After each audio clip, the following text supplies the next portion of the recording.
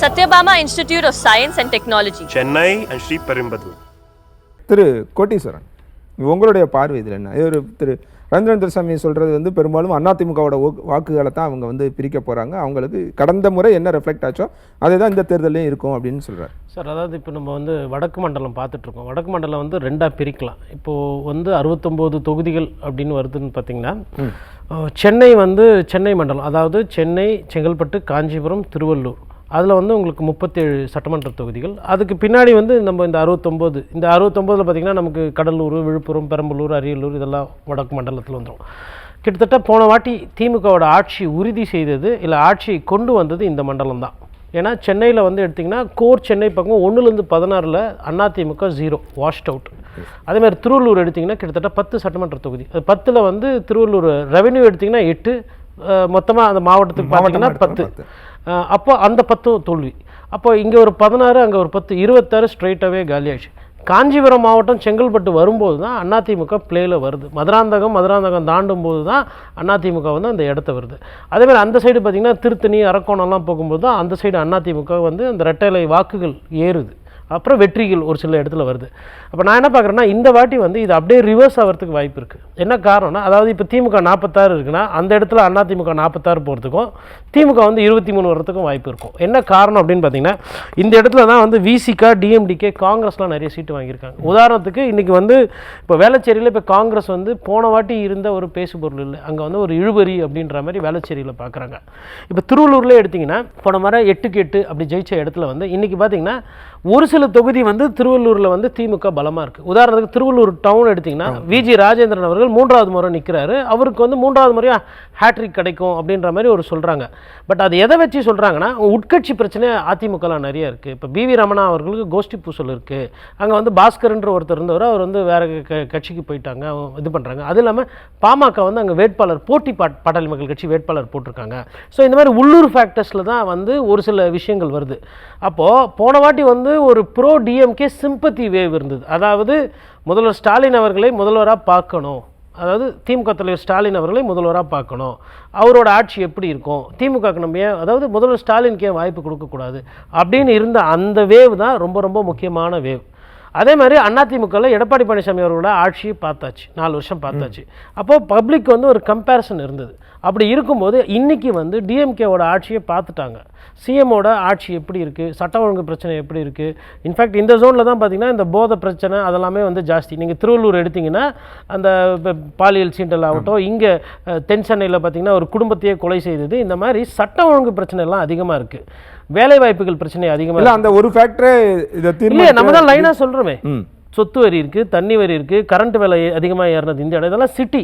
இப்போ இங்கே வந்து இப்போ சார் சொல்கிற மாதிரி சாதி விஷயங்கள் வந்து விழுப்புரம், கடலூர் போகும்போது ப்ளே ஆகும். பட் நீங்கள் செங்கல்பட்டுக்கு, அதாவது தாம்பரம் வரையிலும், இந்த சைடு தாம்பரம், அந்த சைடு வந்து உங்களுக்கு அம்பத்தூர், மதுரை வயல், ஆவடி, திருவத்தூர், இந்த ஜோனுக்குள்ளே நீங்கள் எடுத்திங்கன்னா அன்றாட மக்கள் பிரச்சனை தான் பெருசு.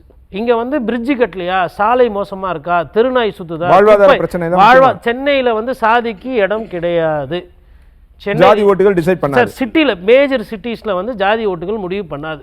நல்லவங்களா கெட்டவங்களா, இல்லை உங்கள் மூஞ்சி பிடிக்கலையா மாற்றி ஓட்டு போயிட்டே இருப்பாங்க. பெருசாக வந்து ஒரு பெரிய ஈடுபாடு அந்த மாதிரிலாம் இருக்காது.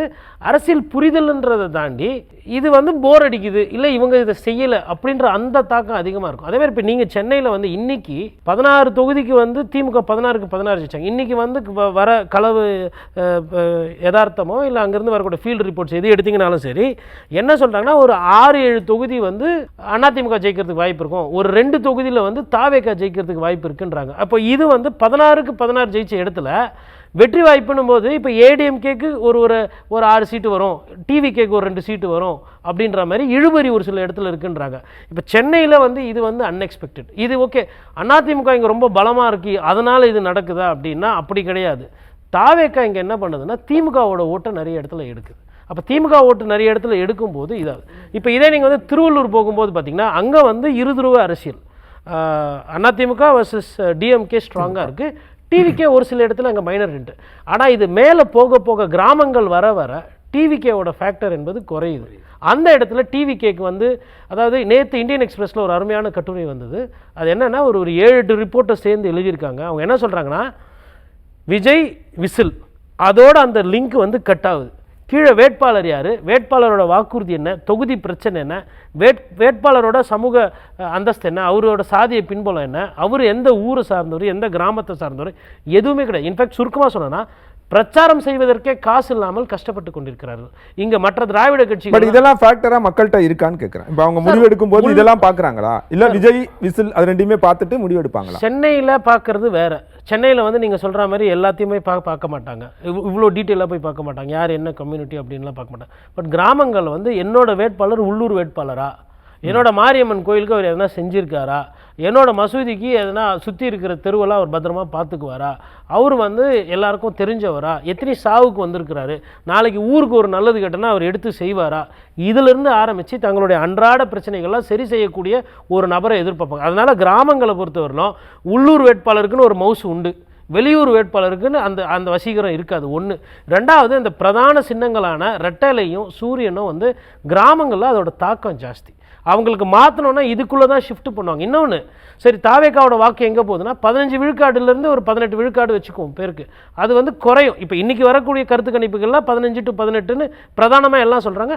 வேட்பாளர் நல்லா இருந்தால் அது 20% தாண்டுது. அப்படி வேட்பாளர் சரியில்லை, இல்லை வேட்பாளருக்கு பெரிய வசீகரம் இல்லைன்னா 12 to 15 கூட வர்றதுக்கு இந்த 15 வந்து பெரிய மாற்றத்தை உருவாக்க முடியாது.